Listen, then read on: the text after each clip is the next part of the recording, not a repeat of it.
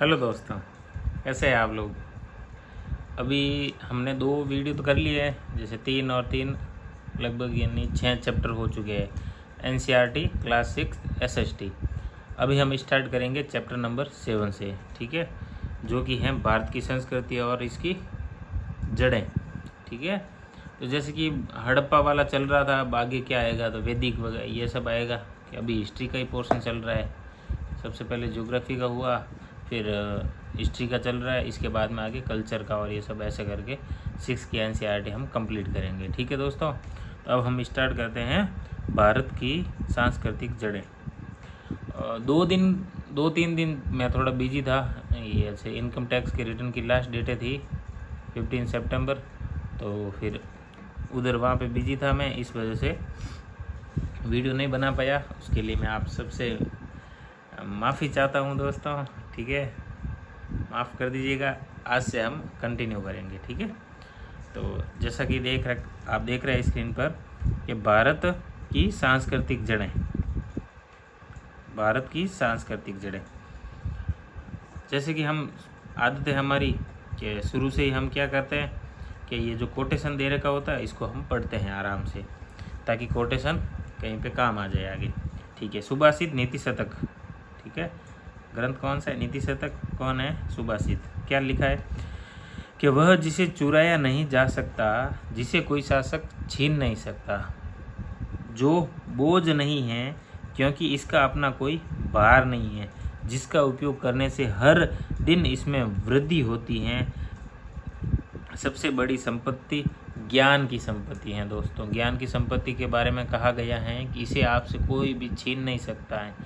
जैसे जैसे आप इसमें दिन प्रतिदिन मतलब प्रयास करते जाओगे, मेहनत करते जाओगे, तो आपके ज्ञान की वृद्धि होती जाएगी। ठीक है, वो बोलते हैं ना, ज्ञान बांटने से बढ़ता है। जैसे आप किसी को कोई नॉलेज या कोई चीज़ फैक्ट वगैरह कुछ भी बताते हो, तो उससे क्या होता है, आपका जो वो फैक्ट है, जो नॉलेज है, वो एक तरह से स्ट्रांग होगा, आगे बढ़ेगा। ठीक है।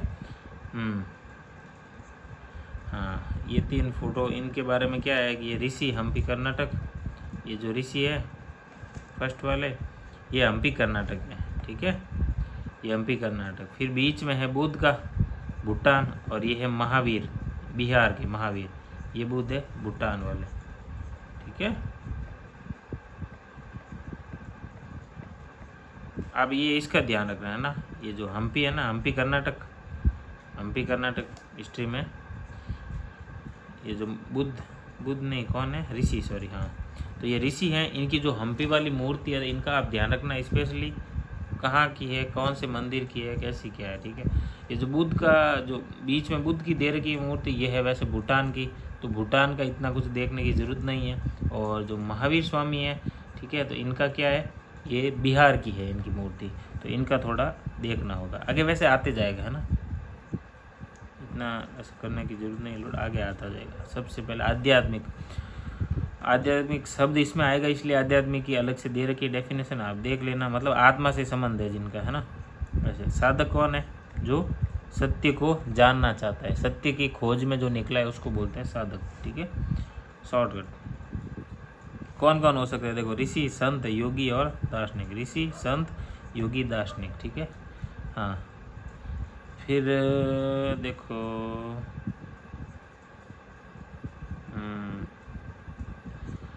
ये पैराग्राफ रीड करना वैसे ज़रूरी, देखो रीड कर लेते हैं। ठीक है, भारतीय संस्कृति किसी भी अनुमान के अनुसार अपने सहस्त्राब्दियों पुरानी है, अनेक, सॉरी, है ना, भारतीय संस्कृति किसी भी अनुमान के अनुसार अनेक सहस्त्राब्दियों पुरानी है, मतलब बहुत ही पुरानी है।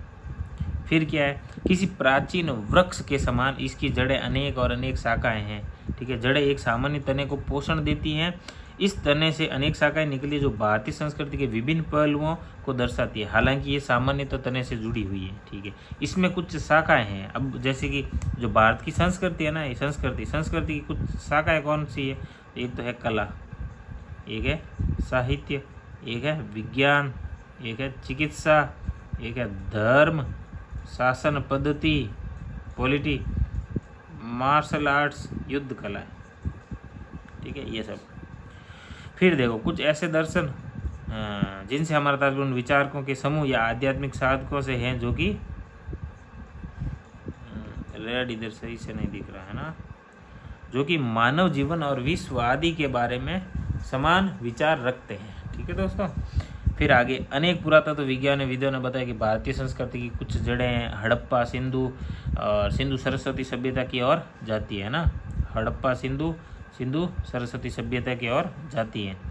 आगे हम पिछले चैप्टर में हड़प्पा के बारे में पढ़ चुके हैं, यानी 6th वाले चैप्टर में। ठीक है, अब आगे क्या इसके बारे में पढ़ेंगे, वेद और वैदिक संस्कृति के बारे में पढ़ेंगे। सबसे पहला है कि वेद क्या है, वेद के बारे में, वेद क्या है। तो वेद का शाब्दिक अर्थ देखेंगे, शब्द विद से आया है। वेद क्या है, शब्द विद से आया है, जिसका अर्थ होता है ज्ञान। विद मतलब ज्ञान। ठीक है, और विद्या, विद धातु से बनता है विद्या। विद्या किसका है, किस शब्द का अर्थ है विद्या, विद्या का अर्थ क्या है, ज्ञान। ठीक है, हमने पिछले अध्याय में ऋग्वेद का उल्लेख किया है। ठीक है, वास्तव में 4 वेद हैं, ऋग्वेद, यजुर्वेद, सामवेद, अथर्ववेद, ये 4 वेद हैं। ठीक है, भारत के सबसे प्राचीन ग्रंथों में, भारत के सबसे प्राचीन ग्रंथों में कौन सा है, ऋग्वेद है वैसे तो। ठीक है, लेकिन ये जो दे रखा है ये विश्व के, यानी कि जो 4 वेद है, ऋग, यजुर्वेद, सामवेद और अथर्ववेद, ये 4 वेद है जो दुनिया में जितने भी साहित्य हैं, जितने भी पुस्तकें हैं, जितने भी हैं, ठीक है, जितने भी ग्रंथ हैं, उन सब में सबसे प्राचीनतम में से एक कौन से हैं, तो ये 4।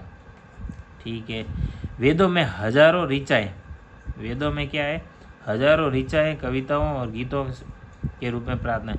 ऋचाएँ क्या होती है, देखो वेदों में क्या बोला इन्होंने, हजारों ऋचाएँ होती है वेदों में। शब्द आपने कहीं कहीं भी सुना होगा कि ऋग्वेद में इतनी ऋचाएँ, यजुर्वेद में इतनी ऋचाएँ। तो ये शब्द ऋचाएँ, इसका अर्थ क्या है, तो देखो एनसीईआरटी में एक एक चीज़ क्लियरली दे रखी है। सबसे पहले देखो, ऋचा का मतलब होता है कविता और गीतों के रूप में प्रार्थनाएं, कविता और गीतों के रूप में प्रार्थनाएं, इसका मतलब हो गया ऋचाएँ। ठीक है, तो ऋचाएँ मतलब कविताएं या गीताएं, गीताएं क्या, गीत, कविता और गीत, इनके रूप में जब ग्रंथों को या प्रार्थना है ना, भगवान की जो प्रार्थना की जाती है, इनको कविता या गीत के रूप में जब लिख दिया जाता है तो उसको बोलते हैं ऋचाएँ। ये लिखित रूप में नहीं थी, अपितु मौखिक पाठ किया जाता था, मौखिक यानी बोल के। ये ऋचाएँ सप्त सिंधु क्षेत्र में रची गई।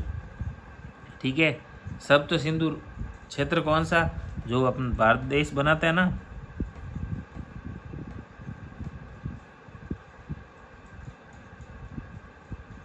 ठीक है, ये इधर वाला रीजन, ये क्योंकि सिंधु नदी और सिंधु नदी का जो तंत्र होता है ये हो गया। ठीक है, तो सप्त सिंधु रीजन यही वाला है। यह कहना कठिन है कि इन 4 ग्रंथों में सबसे प्राचीनतम ऋग्वेद की रचना कब हुई है। अब ऋग्वेद की रचना कब हुई इसके बारे में कुछ कहा नहीं जा सकता। विशेषज्ञों ने इसकी रचना 5वीं से 2री सहस्त्राब्दी, ये देखो इसका मतलब क्या हो गया, BCE यानी ईसा पूर्व, या फिर हिंदी में बोलोगे तो ईसा पूर्व। ठीक है,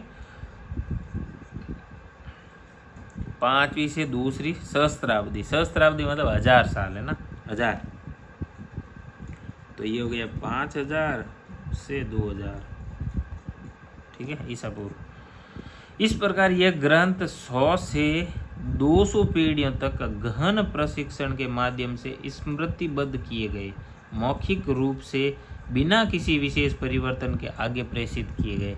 एक तरह से बोलो, देखो आज अगर कोई बोल के पढ़ाता है टीचर, ठीक है, तो हमें जल्दबाजी रहती है कि हम उसको जल्दी जल्दी लिख देते हैं। ठीक है, तो लिखना क्यों ज़रूरी है, क्योंकि बाद में जब रिवीजन करेंगे तो हमें कैसे याद रहेगा। लेकिन देखो वेदों को है ना कभी लिखा नहीं गया था, वेदों का जो ज्ञान है आगे से आगे बोल के 100 से 200 पीढ़ियों तक आगे बोल के आगे प्रेषित किया गया, और उसमें पूरा शुद्ध रूप से, ऐसा भी नहीं है कि उसमें अशुद्धियाँ कुछ चेंज हो गया, एकदम शुद्ध रूप से 100 से 200 पीढ़ियों ने आगे से आगे इसको प्रसारित किया, उसके बाद में इनको लिखा गया था।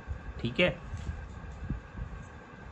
एक तरह से मौखिक रूप में। तो क्या है ना, मौखिक रूप में जब आगे से आगे प्रेषित करते, जब लिखित का कोई ऑप्शन ही नहीं रहता है, तब माइंड 100% काम करता है, पूरा का पूरा अलर्ट रहता है। ताकि क्या है कि भाई देखो, एक कोई वो किसी किसी का होता है कि भाई लिखना और बोलना और ये सब साथ में करते हैं तब समझ में आता है। लेकिन क्या होता है कि भाई मेरा मानना भी यही है कि हमारा ध्यान जब लिखने में रहता है तो सुनना और देखना उधर थोड़ा सा कम हो जाता है, तो फिर समझ में भी कम आता है। आप क्या है ना, लिखने का थोड़ा डिले करो, लिखने का इतना कुछ लोड मत लो, शुरुआत में सिर्फ सुनना होता है, ठीक है। तो आराम से पूरी चीज़ें सुननी होती है, सुननी समझनी, बस उसमें पूरा ध्यान रखना है ना, फोकस। ये चीज़ें हमने कहाँ से सीखी? तो वेदों से। हजारों वर्षों से किए गए वैदिक पाठशैली के इस सुव्यवस्थित संप्रेषण को 2008 में यूनेस्को ने मानवीयता के मौखिक और अमूर्त विरासत की अनुपम कोटि के रूप में मान्यता दी है। ये देखो, जो वेदों की जो पाठशैली है ये आगे से आगे बढ़ी ना, इसको यूनेस्को की अमूर्त विरासत में है ना, ये अमूर्त विरासत में इसको जगह दी गई, मौखिक और अमूर्त, ठीक है। यूनेस्को क्या है? तो यूनेस्को आपको पता ही होगा, ठीक है। यूनेस्को के बारे में हम ज़्यादा कुछ नहीं देखेंगे, आगे देखते हैं। वैदिक ऋचाओं की रचना ऋषियों कवि, यानी कि ऋषि कौन? जो उन ऋचाएँ कौन सी? कविता के रूप में होती थी, तो उन ऋचाओं का जो पाठ करेंगे वो होंगे कवि, और कवि वही होंगे ऋचाओं का पाठ करने वाला ऋषि। समझे आप? ऋषि शब्द कहाँ से आया? ऐसे, कविता का जो पाठ करेगा वो कवि, तो ऋचाओं का जो पाठ करेगा वो ऋषि। तो ऋचाएँ और कविताएं एक ही है, ठीक है। फिर है ऋषिकाएँ, एक तरह स्त्रीलिंग है ना, स्त्रीलिंग के लिए ऋषिकाएँ और कवित्री द्वारा संस्कृत भाषा के एक प्रारंभिक रूप में की गई थी, है ना। इन रचनाओं के बारे में कहा गया है, ठीक है। ऋचाओं की जो रचना है ये ऋषियों और ऋषिकाओं द्वारा संस्कृत भाषा के प्रारंभिक रूप में की गई थी। संस्कृत भाषा का जो प्रारंभिक रूप था उस रूप में की गई थी। जो आज हम संस्कृत को देख रहे हैं, सुन रहे हैं, पढ़ रहे हैं, वो प्रारंभ में वैसी नहीं थी। प्रारंभ में संस्कृत का रूप थोड़ा अलग था, ठीक है।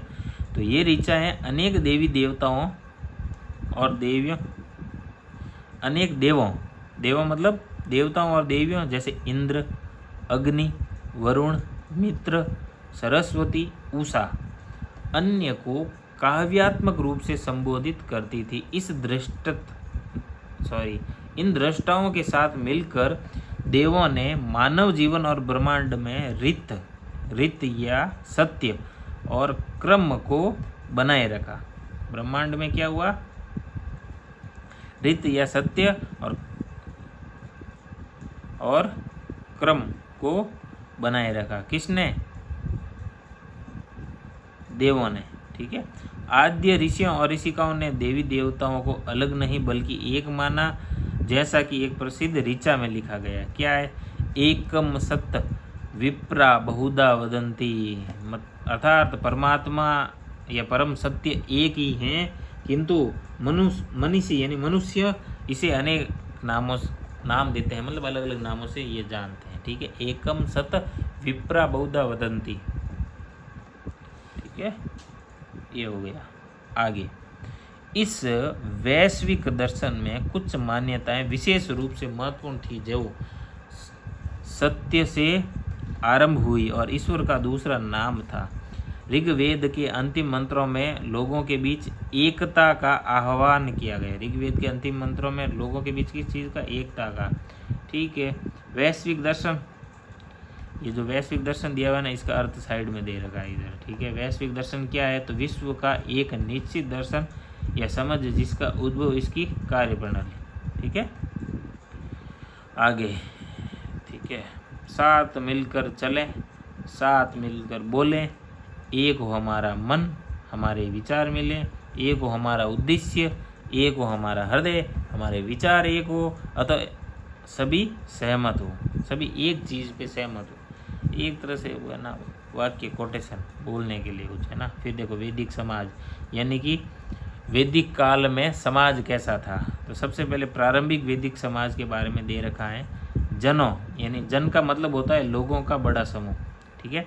ऋग्वेद में कितने 30 से अधिक जनों की सूची दी गई है। भरत, पुरु, कुरु, यदु, तुर्वस आदि प्रत्येक जन महाउपद्वीप उत्तर पश्चिम भाग के विशेष क्षेत्र के साथ जुड़ा होता था। ठीक है, अब ये जो है ना, देखो ये टाइम लाइन दे रखी है एक से एक तरह से, ये पूरी है ना टाइम लाइन दे रखी है। टाइम लाइन में कैसे है, ये 1500 ईसा पूर्व, 1000 ईसा पूर्व, 500 ईसा पूर्व, 1 ईस्वी 500 ईस्वी। ठीक है, अब ये 1000 से 500 के बीच में बुद्ध और महावीर का जन्म हुआ था, तो ये इनका बीच में लाइन करके दे रखा है। उपनिषदों के बारे में ये क्या बोल रहे हैं कि यहाँ से लगाकर यहाँ तक उपनिषदों की रचना हुई थी। ठीक है, और फिर वैदिक दर्शन के बारे में क्या है, तो ये 1000 से लगाकर 1 तक, इनके बीच में वैदिक दर्शन की रचना हुई। ठीक है दोस्तों, ये फिर देखो, हाँ इसके बारे में बहुत ज्ञान नहीं है। ये मतलब जो जन है ना, कुरु, पुरु, यदु, इनके बारे में ज़्यादा कुछ तो जानकारी नहीं है, लेकिन अपने समाज का शासन कैसे चलाते थे इनके बारे में भी कुछ पता नहीं था। वेदों में राजा, जो पता है वो आगे देखते हैं। वेदों में राजा या शासक, सभा और समिति जैसे कुछ शब्दों के माध्यम से ही संकेत मिले हैं। सभा और समिति 2 शब्द सामूहिकता को इंगित करते हैं, यानी कि सामूहिक एक तरह से कुछ समूह है ना, लोगों के ग्रुप है ये एक तरह से। वैदिक ग्रंथों में अनेक व्यवसायों के बारे में, जैसे किसान, बुनकर, कुमार, शिल्पकार, बढ़ई, आरोग्यकर्ता और नर्तकी, नाई, पुजारी। आरोग्यकर्ता क्या होता है, एक तरह से राहत देने वाला। आरोग्यकर्ता मतलब राहत देने वाला, जो कि रोग को ठीक करते हैं उसके लिए, है ना। प्रारंभिक प्रथाओं का उपयोग करने वाला व्यक्ति। फिर देखो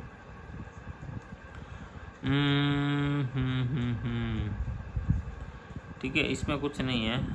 आगे देखो, वैदिक दर्शन है ना, फिलॉसफी दर्शन।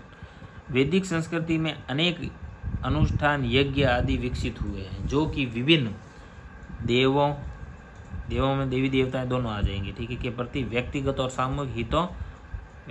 सामूहिक हितों मंगल के लिए समर्पित और निर्देशित थे।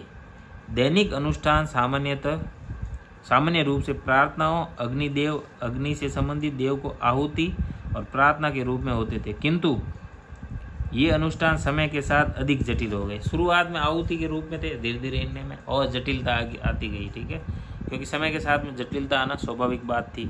उपनिषद के बारे में क्या है, वैदिक संकल्पनाओं के आधार पर रचित है। वेदों में जो संकल्पनाएं की गई उनके आधार पर उपनिषदों की रचना की गई। फिर कुछ नई संकल्पनाएं प्राप्त होती हैं, जैसे पुनर्जन्म की कुछ हुई संकल्पनाएं। तो ये संकल्पनाएं कहाँ से, उपनिषद में आई। बार बार जन्म लेना और कर्म मतलब हमारे कर्म और कर्म फल, यानी कि हमारा काम और काम का जो परिणाम है वो, ठीक है। एक दर्शन जिसे सामान्यतः वेदांत के नाम से जानते हैं के अनुसार कुछ मानव जीवन, प्रकृति और ब्रह्मांड एक दैवीय तत्व है। कुछ मानव जीवन, प्रकृति और ब्रह्मांड एक दैवीय तत्व है, ठीक है। किसमें, वेदांत के अनुसार बताया गया है कि मानव जीवन, प्रकृति और ब्रह्मांड ये दैवीय तत्व है, जिसे ब्रह्म या ब्रह्मादेव से भिन्न है, कभी कभी केवल तत्व कहा जाता था, ठीक है। ब्रह्म को ब्रह्मा से अलग बताया गया है ना। ब्रह्मदेव जो थे उनको ब्रह्म या जो ब्रह्म शब्द है वो ब्रह्मा से कुछ अलग है, और कभी कभी उस ब्रह्म के जगह तत् शब्द का भी उपयोग किया जाता है। 2 प्रसिद्ध मंत्रों से इसे सरलता से, गहराई से व्यक्त किया जाता है। अहम ब्रह्मास्मि, मैं ब्रह्म हूँ, अर्थात मैं दिव्य हूँ, ठीक है। और तत् त्वम असि, यानी कि वह ब्रह्म आप ही हैं, वह ब्रह्म आप ही है। अहम ब्रह्मास्मि और तत् त्वम असि, तत् किसके लिए है, ब्रह्म के लिए। तत् शब्द यहाँ किसके लिए, ब्रह्म के लिए, ठीक है। उपनिषदों में भी आत्मा और स्व की संकल्पना की गई हैं, जो कि प्रत्येक जीव में निवास करता है परंतु ब्रह्मा का स्वरूप होता है। इसके अनुसार इस दुनिया में सब कुछ आपस में जुड़ा हुआ है, परस्पर निर्भर है। इसमें महत्वपूर्ण प्रार्थना समझी गई है, सर्वे भवन्तु सुखिनः, यानी कि सभी जीव सुखी रहें के साथ आरंभ होती है और इसके लिए रोग दुख से मुक्त की कामना की जाती है। जहाँ भी रोग का, इलाज का ऐसा कुछ आए, ऐसे में या कुछ कोई भी प्रश्न में, तो वहाँ पे भारतीय संस्कृति के लिए कौन सा सर्वे भवन्तु सुखिनः, ये कोटेशन आप यूज कर सकते हो। आगे देखो, चेतना। चेतना क्या है? चेतना मतलब जागना, जागृत होना, गुण या अवस्था। उदाहरण के लिए व्यक्ति को स्वयं की चेतना होना, ठीक है, हो गया चेतना। फिर है प्रथम सहस्त्राब्दी, यानी कि 1000 ईसा पूर्व, इसके बारे में बोल रहा है, ठीक है, कि आरंभ में वेदों के कुछ अन्य दर्शनों का विकास हुआ, जिसमें कि योग, जिस योग के बारे में है ना, जो दर्शन है ना, वेदों के कुछ दर्शन, वेदों के दर्शन में एक क्या है? योग। योग क्या है? किसी व्यक्ति की चेतना में ब्रह्म का आत्मबोध प्राप्त करने के उद्देश्य से अनेक विधियां विकसित की गई हैं। इन सभी दर्शनों से मिलकर कुछ आधारभूत विचार बने हैं, जिन्हें हम आज हिंदू दर्शन कहते हैं, ठीक है। फिर आता है बौद्ध मत, हो गया ये ना, ओवरव्यू है, एक तरह से ऊपर ऊपर से देखना है एक बार, तो ऊपर ऊपर से सारा पूरा, इसमें 6th में ऐसे ही आएगा, पूरा डीप में नहीं आएगा। जैसे 7th 8th 9th 10th आगे आगे हम NCERT में आगे आगे बढ़ते जाएंगे, वैसे वैसे इसमें डीप आता जाएगा सब, है ना। फिर देखो बौद्ध मत आ गया सीधे, ठीक है।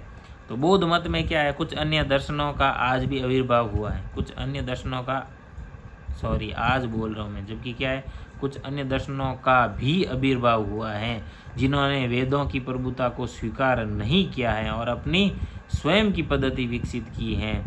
उनमें से एक बौद्ध मत है, बौद्ध मत, ठीक है, जो वेदों की प्रभुता को स्वीकार नहीं करते हैं। और फिर आगे है, इस ग्रुप में सबसे महत्वपूर्ण ग्रुप कौन सा है? बौद्ध मत, ठीक है। और जो वेदों की प्रभुता को स्वीकार नहीं करते, जो वेदों में विश्वास नहीं करते, उनको बोलते हैं नास्तिक।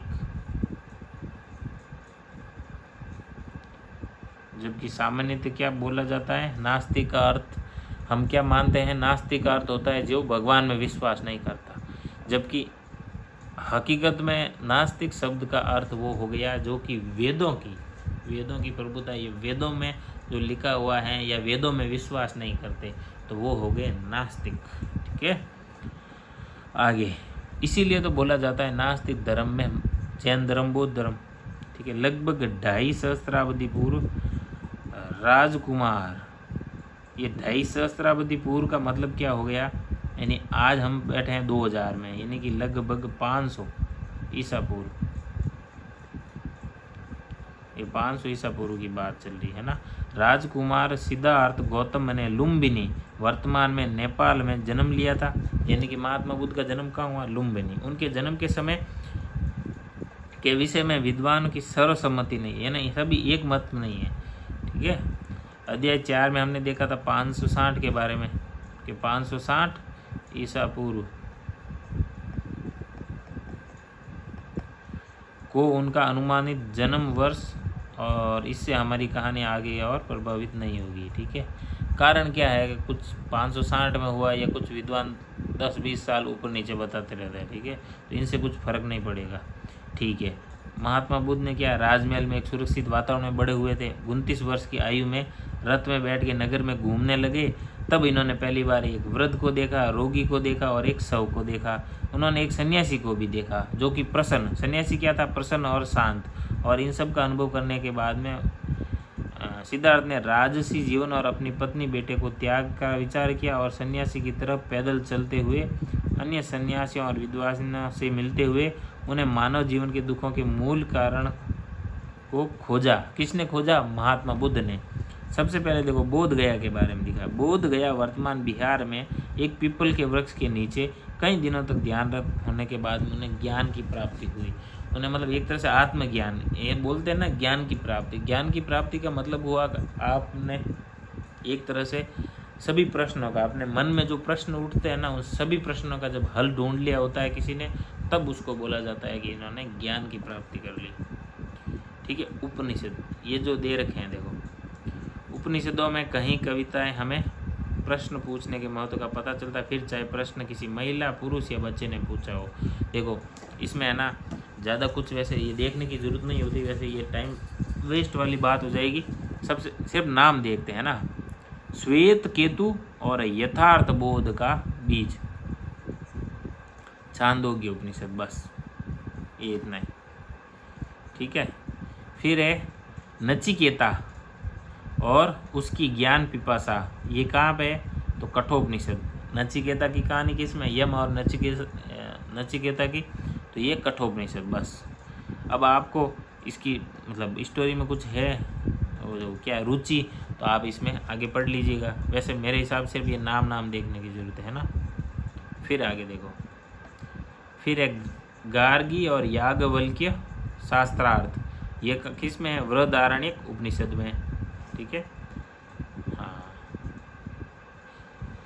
ठीक है, आगे देखो बुद्ध के बारे में बता रहे हैं ना, उनको ज्ञान की प्राप्ति हो गई। अविद्या मोह मनुष्य के कष्ट के स्रोत है। महात्मा बुद्ध ने किसको माना, कष्ट का स्रोत अविद्या, यानी कि ज्ञान को न होना। अविद्या, विद्या मतलब ज्ञान बताया था, तो अविद्या मतलब ज्ञान का न होना। और मोह यानी कहीं पे अपना अटकाव, ठहराव, है ना, किसी भी चीज़ में लगाव लगा दिया, तो वो हो गया मोह। और इन दोनों कारणों से दूर रहने की विधि को संकल्पित किया है कि आप मोह और ये जो अविद्या, इससे दूर कैसे रहेंगे। इसके साथ ही सिद्धार्थ बुद्ध के नाम से जाने गए, इसका अर्थ होता है ज्ञानी। सिद्धार्थ का किसके नाम से, बुद्ध, और बुद्ध का अर्थ क्या होता है, ज्ञानी या जागृत, ठीक है। मोह ये हो गया, ठीक है, किसी भी वस्तु के साथ में संबंध, सामान्य रूप से भावना और आदत के माध्यम से। फिर आगे देखो, बुद्ध ने जो ज्ञान प्राप्त किया था उसका उपदेश देना आरंभ कर दिया था। उपदेश में अहिंसा, ठीक है, के विचार नहीं थे, जिसका मूल अर्थ होता है चोट नहीं पहुंचाना और नुकसान नहीं पहुंचाना। उन्होंने निष्ठापूर्वक आंतरिक अनुशासन पर भी बल दिया। उनकी कही गई निम्न बातों को सरल तरीके से समझाया। बुद्ध ने क्या हुआ, एक तो संघ की स्थापना की, बुद्ध ने संघ की स्थापना की, जो कि भिक्षुओं और आगे चलकर भिक्षुणियों का एक समुदाय है, जिन्होंने स्वयं को बुद्ध के उपदेशों के पालन और प्रसार के लिए समर्पित किया। यानी संघ में जो भी भिक्षु भिक्षुणियाँ हैं, वो उन्होंने क्या है ना, बुद्ध के जो उपदेश हैं इनको प्रचार करने के लिए इधर शामिल किया है। भारत और पूरे एशिया में उनका गहरा प्रभाव था, जिसे हम आगे पढ़ेंगे, आज भी अनुभव किया जा सकता है। ठीक है, आ जाते हैं भिक्षु के ऊपर। भिक्षु एक ऐसा व्यक्ति जो दुनिया के सामान्य जीवन को त्यागा है, जिसने स्वयं किसी भी धार्मिक या आध्यात्मिक लक्ष्य के लिए समर्पित कर देता है। भिक्षु सामान्य तौर पर व्रत लेता है, अर्थात वचनबद्ध रहता है, और वह अनुशासित जीवन के लिए कठोर नियमों का पालन करेगा। भिक्षुणियाँ यानी महिला भिक्षु। अब इधर आते हैं, जल से व्यक्ति शुद्ध नहीं हो सकता। जल से व्यक्ति शुद्ध नहीं हो सकता, जबकि कई लोग यहाँ स्नान करते हैं, परंतु व्यक्ति शुद्ध हैं जिसने सत्य धर्म निवास करते हैं। ये वही व्यक्ति शुद्ध हैं जिसके अंदर सत्य और धर्म निवास करते हैं। युद्ध के मैदान में हजारों व्यक्तियों पर हजारों बार विजय पाने की तुलना में स्वयं पर विजय पाना अधिक मुश्किल है, और सबसे बड़ी उपलब्धि है एक तरह से, है ना। मुश्किल तो है ही, साथ में बड़ी उपलब्धि है। ये जो पत्थर की जो कार्विंग है ना, ये वाली, इसके बारे में क्या है, ये लगभग 1800 वर्ष पुराने पत्थर की कृति, जिसमें बुद्ध उपदेश देते हुए दर्शाए गए हैं। ठीक है, फिर आता है जैन यानी महावीर स्वामी। जैन एक अन्य महत्वपूर्ण दर्शन है जो उसी समय काफ़ी लोकप्रिय हुआ था, उसी समय यानी महात्मा बुद्ध के समय, है ना। यद्यपि इस मत को अधिक प्राचीन माना जाता है, ठीक है, यानी कि बुद्ध धर्म से भी प्राचीन किसको माना जाता है, जैन मत को। ठीक है, सिद्धार्थ गौतम के समान ही राजकुमार वर्धमान, ठीक है, 6वीं शताब्दी ईसा पूर्व में आरंभ में वैशाली यानी बिहार, यानी कि जो महावीर स्वामी है वो कहाँ से है, बिहार से, उसके नगर के समीप हुआ था इनका जन्म। 30 वर्ष की आयु में इन्होंने घर त्याग दिया, आध्यात्मिक ज्ञान की खोज में ये भी निकले, ठीक है, सन्यासी जीवन का अनुपालन किया। 12 वर्ष बाद अंततः उनको ज्ञान की प्राप्ति हुई, यानी सर्वोपरि विवेक प्राप्त हुआ। उन्हें महावीर, महानायक के नाम से जाना जाता है। अर्जित ज्ञान का उपदेश देना भी उन्होंने आरंभ कर दिया। फिर है जैन। जैन शब्द क्या है? जिन से आया है, और जिन का अर्थ होता है विजेता। इसका अर्थ होता है कि क्षेत्र शत्रुओं पर जिसने विजय प्राप्त, किसी क्षेत्र या शत्रुओं पर विजय नहीं बल्कि अविद्या और मोह पर विजय प्राप्त की, है ना। अविद्या और मोह पर जिसने विजय प्राप्त की वो, ठीक है। जैन मत के उपदेश में अहिंसा, अनेकांतवाद और अपरिग्रह। अनेकांतवाद होता है मतलब आप किसी चीज़ का एक डिफाइन आंसर नहीं बोल सकते, एक आंसर या एक उत्तर नहीं दे सकते हो। हर उत्तर के आगे एक क्वेश्चन खड़ा होगा, हर उत्तर के आगे एक क्वेश्चन खड़ा होगा, मतलब शायद ये, शायद ये, शायद ऐसा भी हो सकता है, शायद ऐसा भी हो सकता है। अनेकांतवाद मतलब अनेक विचार। अपरिग्रह शामिल है। अपरिग्रह का मतलब होता है इकट्ठा ना करना, संग्रह ना करना, है ना। विचार काफ़ी हद तक बुद्ध और वेदांत दर्शन के विचारों को साझा करते हैं, जो कि भारतीय संस्कृति के केंद्र में है। इनमें से प्रथम विचार को महावीर के इस कथन पर समझाया जा सकता है। महावीर का क्या कथन है ये सुनो। सभी सांस लेने उपस्थित जीवित संवेदनशील जीवों को मारा न जाए, न ही उन्हें हिंसा की जाए, न उन पर दुर्व्यवहार किया जाए, न ही उन्हें सताया जाए और न ही उन्हें दूर हटाया जाए। मतलब वो जो प्रकृति उन्हें जो करने दे रही है वो करते रहने दें। अंतिम दो बातों को सरल शब्दों में समझते हैं। अनेकांतवाद का अर्थ केवल एक पक्ष या दृष्टिकोण नहीं है, अर्थात सत्य के अनेक पक्ष हैं। केवल एक कथन पूरी तरह से नहीं समझा सकता, एक कथन से हम सत्य को नहीं जान सकते। अपरिग्रह, अपरिग्रह या असंग्रह यानी इकट्ठा न करना, अर्थात पार्थिव वस्तुओं से दूर और स्वयं के जीवन में केवल सीमित वस्तुएं रखने की सलाह। सीमितता, है ना, खुद की आवश्यकताओं को सीमित करना एक तरह से, है ना। तो यहाँ पर क्या होगा हमारा, जैसे महात्मा गांधी को देखोगे तो वो इधर जैन मत के करीब दिखेंगे आपको। जैन मत के सभी जीवों, मानवों से लेकर अदृश्य जीवों तक आपसी संबद्धता और आपसी निर्भरता पर बल दिया गया है, क्योंकि सभी एक दूसरे के पूरक हैं। सभी जीव क्या एक दूसरे के पूरक, एक दूसरे के बिना जीवित नहीं रह सकते। प्रकृति, जीवों तथा वनस्पतियों का ध्यान करने वाले वैज्ञानिकों ने इस गहन सत्य की बार बार पुष्टि की है। फिर क्या है, जातक कथाएं। जातक कथाएं क्या होती है, यानी कि एक तरह से वो महात्मा बुद्ध के पूर्व जन्म की कहानियाँ, ठीक है, बस यही। अब है ना, ये स्टोरी देखने की जरूरत नहीं है वानर राज वाली, सिर्फ आप ये देखो वानर राज की कथा दर्शाने वाली पत्थर की कृति ये कहाँ मिली थी, तो MP, ठीक है।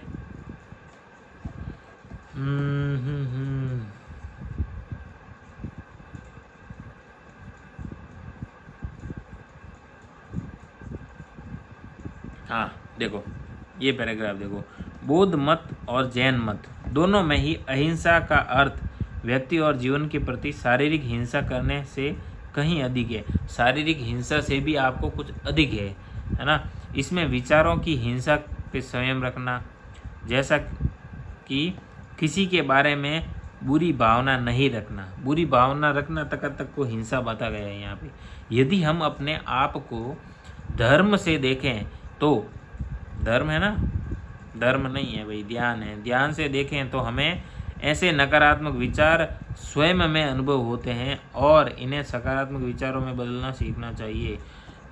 जब नकारात्मक विचार अगर अंदर से आते हैं तो उनको हमें सकारात्मक में बदलना चाहिए, ठीक है। कभी कभार नकारात्मक विचार स्वयं हमारी ओर भी निर्देशित होते हैं। छोड़ो ये ऐसा कुछ नहीं है, ठीक है। हाँ ये देखो, ये जो फोटो बना हुआ है ये किसका है, तो ये है एलोरा। महाराष्ट्र की एलोरा की गुफाएं 6ठी से 10वीं शताब्दी ईस्वी के बीच पहाड़ों को काट कर बनाई गई हैं। इनमें से कुछ गुफाएं हिंदू दर्शन से हैं, जबकि अन्य बौद्ध जैन मतों से संबंधित हैं, ठीक है। बौद्ध और जैन मत दोनों ही भिक्षुओं तथा कभी कभी भिक्षुणियों ने भी देश के सुदूर स्थानों की यात्राएं की और अपने अपने उपदेशों का प्रचार किया। इनमें से कुछ लोगों ने विभिन्न स्थानों पर नए विहार बनाए, जबकि कुछ ने पत्थरों की गुफाओं में सन्यासियों का जीवन बिताया। पुरातात्विक खोजों में इन विहारों के कुछ अवशेष मिले हैं और कई स्थानों पर पत्थरों की गुफाओं में उन भिक्षुओं के नाम, यहाँ रहते थे उनके नाम हैं, और पत्थर के बिस्तर पर जो सोए थे, ठीक है। आगे देखो, अंग्रेजी भाषा में हिंदू, बौद्ध, जैन, सिख मतों को धर्म का नाम, जो मत हैं इनको धर्म का नाम दिया जाता है। हमने इन शब्दों का प्रयोग नहीं किया। देखो, अंग्रेजी भाषा आने के बाद ही इन सब को अलग अलग धर्म बताया गया, जबकि हमने धर्म शब्द नहीं, जबकि हम क्या मानते थे, ये मत है। धर्म तो एक, सबका एक ही है। इन्हें दर्शन या मत या विश्वास कहा गया। इसका कारण यह है कि इन मतों दर्शनों के अनेक आयाम हैं, जिसका हम आगे अध्ययन करेंगे। उनका दार्शनिक पक्ष, आध्यात्मिक पक्ष, नैतिक पक्ष, सामाजिक पक्ष, धार्मिक पक्ष, ठीक है, इत्यादि। तो अनेक विद्वान मानते हैं कि अंग्रेजी शब्द रिलीजन भारतीय सभ्यता के संदर्भ में बहुत सीमित है। रिलीजन है ना, भारतीय सभ्यता के संबंध में सीमित है। आप भारत की जो सभ्यता है उसको रिलीजन में नहीं बांध सकते, उससे कहीं ऊपर है। उस समय अन्य अनेक मत भी प्रचलित थे। उदाहरण के लिए इनमें से एक चारवाक दर्शन। देखो, चारवाक दर्शन है, कभी कभी इसको लोकायत भी कहते हैं। चारवाक नाम आए तो उसको लोकायत भी कहा जाएगा। भौतिक जगत एकमात्र सत्य, इसलिए मृत्यु के पश्चात जीवन का आरंभ होना असंभव है, ठीक है। ऐसा प्रतीत होता है, जैसे चारवाक के बारे में बता रहे हैं। चारवाक क्या बोलते हैं, भौतिक जीवन का अंत निश्चित है, यानी कि जन्म के बाद में मृत्यु के बाद में पुनर्जन्म पॉसिबल नहीं है, यही बोलते हैं। तो अधिक लोकप्रियता नहीं मिली थी इसको, समय के साथ ये विलुप्त हो गया। कौन? चारवाक दर्शन विलुप्त हो गया, ठीक है। आज के समय का जो बाजारवाद देखोगे या पूंजीवाद देखोगे तो वो कहीं ना कहीं चारवाक, उपभोगवाद है ना, कि ज़्यादा से ज़्यादा वस्तुओं का उपभोग करना, लोन लेना वगैरह, ये सब किस चीज़ के करीब है?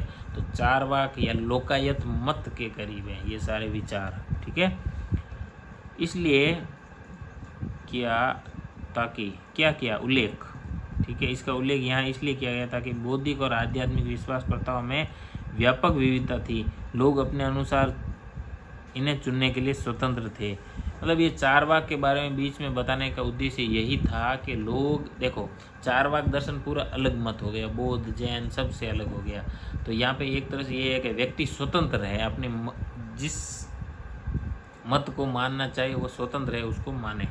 यद्यपि वैदिक, बौद्ध और जैन दर्शन के महत्वपूर्ण भिन्नताएं थी, तथापि कुछ सामान्य संकल्पनाएं भी थी, जैसे धर्म, कर्म, पुनर्जन्म, दुखों तथा अज्ञानता के अंत की खोज, अनेक अन्य महत्वपूर्ण मूल्य। वास्तव में यह उस वृक्ष का तना या मूल भाग है जिसके उदाहरण के साथ हमने इस अध्याय की शुरुआत की थी, ठीक है। फिर लोक और जनजातीय जड़ें, लोक और जनजातीय जड़ें, ठीक है दोस्तों।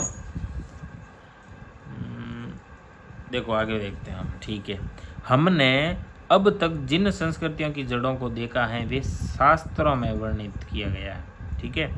भारत की समृद्ध मौखिक परंपराएं भी रही हैं। इसका अर्थ है उन उपदेशों और प्रथाओं के बारे में ज्ञान जो कि नित्य अभ्यास के द्वारा आगे संचरित हुआ है, न कि लिखित शास्त्रों के अनुसार। मतलब बार बार अभ्यास के द्वारा आगे से आगे संचरित हुआ है, लिख के आगे से आगे संचलित नहीं हुआ है। फिर वेदों के संदर्भ में ये लागू होता है, ठीक है। अनेक लोक प्रथाएं जिनमें आम लोगों द्वारा प्रसारित होती हैं। जनजातीय परंपराएं जनजातियों द्वारा प्रसारित होती हैं, ठीक है। जनजाति क्या है? एक सामाजिक इकाई है, ठीक है। अनेक भाषाएं दी गई हैं। आज के समय में मानव वैज्ञानिक यानी मानव विज्ञान का अध्ययन करने वाले वैज्ञानिक जनजाति को उन परिवारों या वंशाओं के समूह मानते हैं जो कि सामान्य उत्पत्ति, संस्कृति और भाषा साझा करते हैं, आपस में निकट संबंध बनाए रखते हुए समुदाय में रहते हैं, जिसका कि एक मुखिया होता है, उसके पास अपनी कोई निजी संपत्ति नहीं होती है, ठीक है। इस तरह से इन्होंने जनजाति को डिफाइन किया है। ये जानना रुचिकर है कि प्राचीन भारत में जनजाति के लिए कोई शब्द नहीं है ना, प्राचीन भारत में जनजाति के लिए कोई शब्द नहीं। जनजातियाँ केवल अलग अलग जन थी जो कि विशेष परिवेश में रहती थी, जैसे कि वन, पहाड़। भारत के संविधान में अंग्रेजी शब्द के लिए ट्राइब और ट्राइबल कम्युनिटी यानी कि क्या है, जनजाति और जनजातीय समूह। हिंदी में जनजाति शब्द। आधिकारिक आंकड़ों के अनुसार 2011 में भारत के अधिकांश राज्यों में 705 जनजातियाँ निवास करती थी। 705 जनजातियाँ हैं टोटल, ट्राइब्स वो निवास करती थी, जिनकी संख्या लगभग 104 मिलियन थी। यानी जनजातीय लोगों के बारे में बता रहा है ना। यह ऑस्ट्रेलिया और यूनाइटेड किंगडम की कुल जनसंख्या से अधिक है। यानी कि जनजातियों की संख्या ही ऑस्ट्रेलिया और यूनाइटेड की कुल जनसंख्या से ज़्यादा हो जाती है हमारी। 19वीं शताब्दी में जनजातियों का अध्ययन करने वाले मानव विज्ञानियों ने उन्हें प्राय सभ्य मानव की तुलना में आदिम और हीन बताया, क्योंकि जो आज का वर्तमान का मानव है उसको सभ्य बताया गया, तो इसलिए क्या है ये जनजातियों को क्या बताया, ये आदिम मानव बताया इन्होंने। ठीक है, जनजातीय समूह और उनकी समृद्ध जटिल संस्कृति के गहन अध्ययन इसके बाद इस प्रकार पक्षपातपूर्ण विचार को अधिकांश नकार दिया गया। ठीक है, फिर आगे देखते हैं। जैसा कि हमने इस अध्याय में उल्लेख किया है, लोक जनजातीय परंपराएं प्रमुख विचारधारा निरंतर संपर्क में होता रहा है।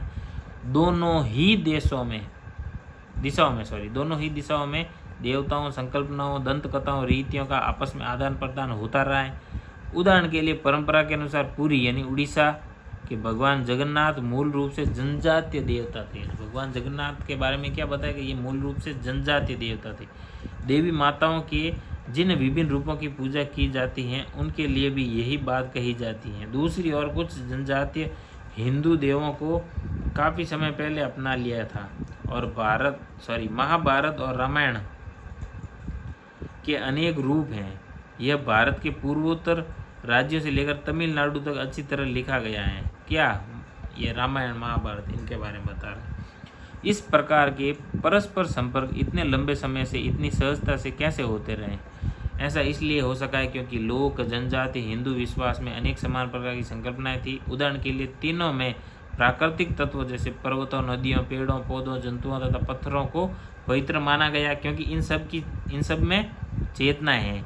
निसंदेह जनजातियों द्वारा उन प्राकृतिक तत्वों से संबंधित कई देवताओं की पूजा की जाती है। उदाहरण के लिए तमिलनाडु में नीलगिरी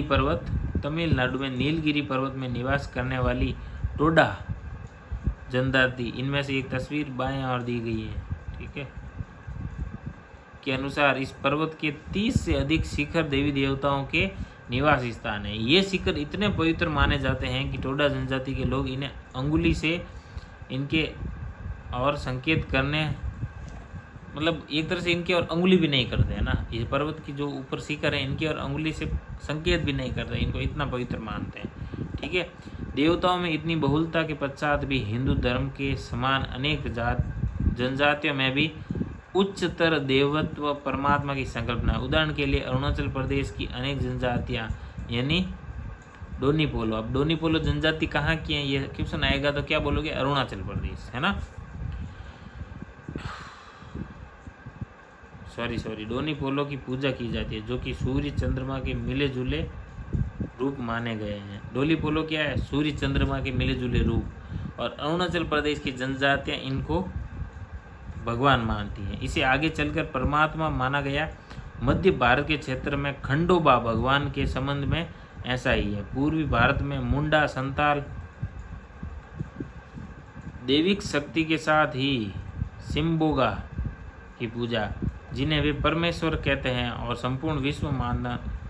जिन्होंने संपूर्ण विश्व बनाया है, ऐसे अनेक उदाहरण हैं। भारतीय समाजशास्त्री आंद्रे बेते ने, भारत के जो समाजशास्त्री है सोशलॉजी वाले, ठीक है, तो आंद्रे बेते ने इस स्थिति के बारे में कुछ इस तरह बताया है कि भारतीय उपमहाद्वीप में रहने वाली हजारों जातियां और जनजातियां इतिहास के आरंभिक समय और उससे भी पहले से आपस में एक दूसरे की धार्मिक आस्थाओं तथा प्रथाओं को प्रभावित करती हैं। जनजाति धर्मों पर हिंदुओं के दर्शन के प्रभाव को व्यापक रूप से स्वीकार किया गया है, किंतु यह भी सत्य है कि न केवल निर्माण के चरण में बल्कि पूरे विकास क्रम में हिंदू दर्शन जनजातीय आस्थाओं से प्रभावित हुआ है। ठीक है, देखो वर्ड बाय वर्ड पढ़ रहा हूँ मैं, तो टाइम भी लग रहा है और क्या होगा, देखो पूरा हो गया चैप्टर तो वैसे। ये एक तरह से क्रक्स है ना कि भारत की प्राचीनतम ग्रंथ वेदों ने अनेक दर्शनों को जन्म दिया। वेदांत और योग इनमें प्रमुख है। फिर ये बौद्ध और जैन वेदों के प्राधिकार के क्षेत्र से परे, यानी वेदों से ये आगे गए। मूल्य तथा प्रथाओं पर बल, कुछ विशिष्ट मूल्य और प्रथाओं पर इन्होंने बल दिया। किसने, बुद्ध और जैन ने। ठीक है, यद्यपि इन मतों के सिद्धांत और विधियां भिन्न थे, फिर भी इनमें कुछ महत्वपूर्ण संकल्पनाएं समान थी। ये दुख के कारण, अज्ञान के निवारण के साधन का पता लगाने का सतत प्रयास, लगातार, सतत का मतलब होता है लगातार, लगातार इन्होंने प्रयास किया। हजारों वर्षों से जनजातीय विश्वास, प्रथाओं, कलाओं का हिंदू दर्शन के साथ मेलजोल होता रहा है। इनके बीच दोनों से अबाधित आदान प्रदान चलता रहा। जनजातीय विश्वास प्रथाएं आमतौर पर भूमि और विशेष पवित्र मानती हैं, प्राय देवत्व के उच्च संकल्पना भी होती है। ठीक है दोस्तों, तो ये हो गया हमारा चैप्टर नंबर 7। बस नेक्स्ट पार्ट में करेंगे चैप्टर नंबर 8। ठीक है दोस्तों, चैप्टर नंबर 8 करेंगे हम नेक्स्ट पार्ट।